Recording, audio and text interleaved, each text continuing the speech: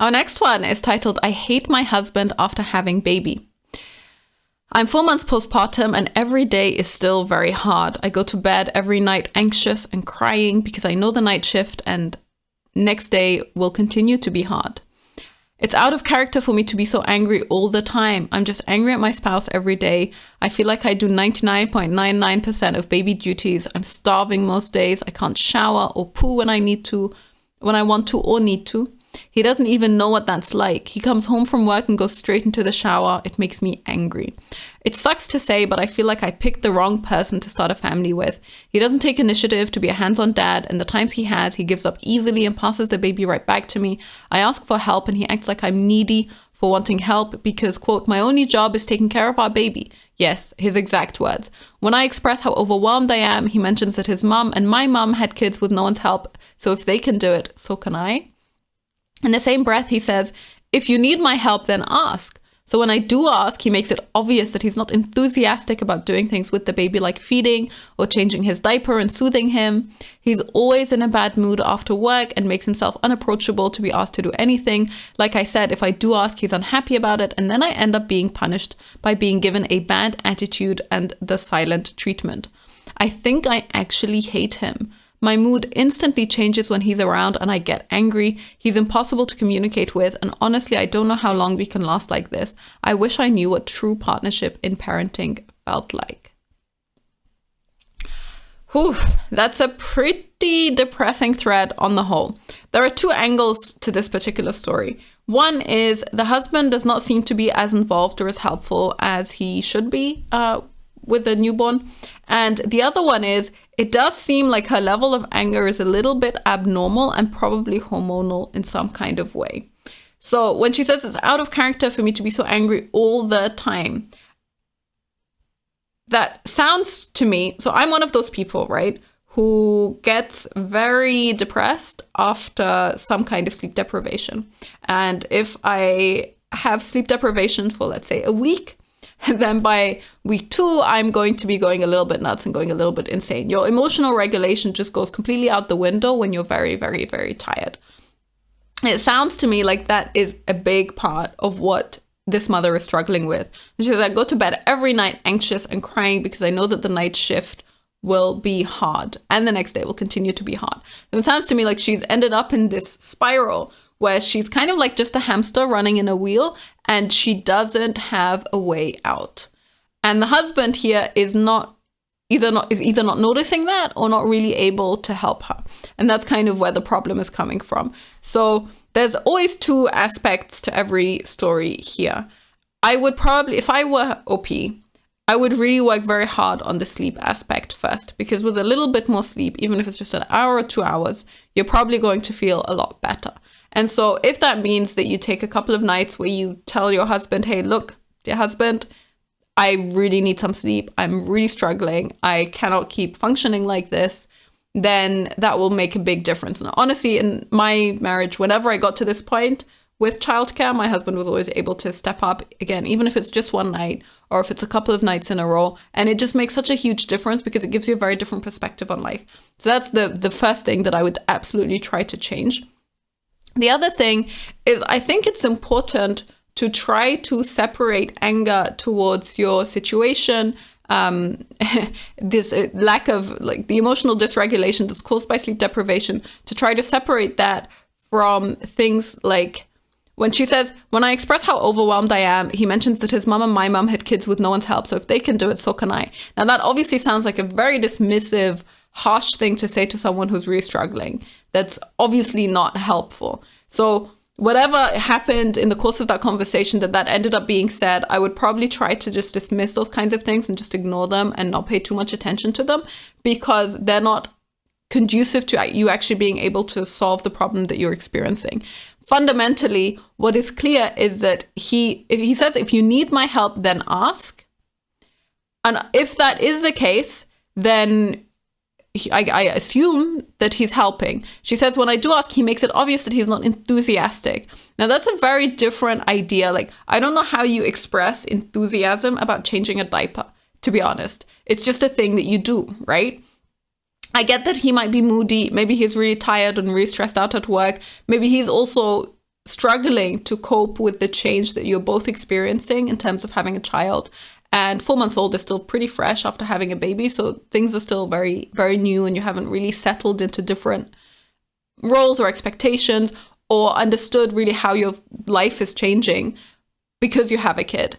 So I think that this basically mixing up everything into one giant ball of mess is not helpful in terms of trying to solve the problem. If he actually is helpful when you ask him to be helpful, then just grab the bull by the horns and ask him to help you more often.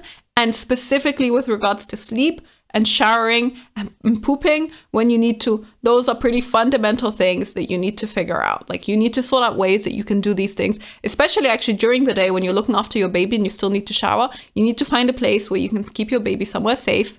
And maybe for some people, like, they still want a camera on so they can still watch them. But honestly, leaving a baby for 5 minutes, you can even leave a baby on the floor in your bathroom for 5 minutes or just on their back where it's pretty safe, and give them a toy to occupy themselves and just go shower. It's not a big deal. You can do this. Now, obviously, you should lay them on something, right? Don't lay them straight on the cold floor. That's not comfortable. So just looking for ways throughout the day where you stop feeling like you are a slave to your baby and their needs. You don't need to feel that way. You can make space for yourself to do whatever you need to do. And then on the other hand, you don't need to think that your husband needs to be like super excited and hyper about everything in order to help you out. If he's willing to help you out and he's open to helping you out, then just take the help and accept it. And it doesn't matter if he's moody about it. She says, if I do ask, he's unhappy about it, and then I end up being punished by being given a bad attitude and the silent treatment. It sounds to me like there's a bunch more that's going on here behind the scenes than what OP has said. I don't think that someone would give her the silent, maybe. I know that there are a lot of husbands out there who are very unreasonable, but I doubt that this attitude, this response of giving her a bad attitude and the silent treatment is caused by her saying, hey, can you change his diaper, please?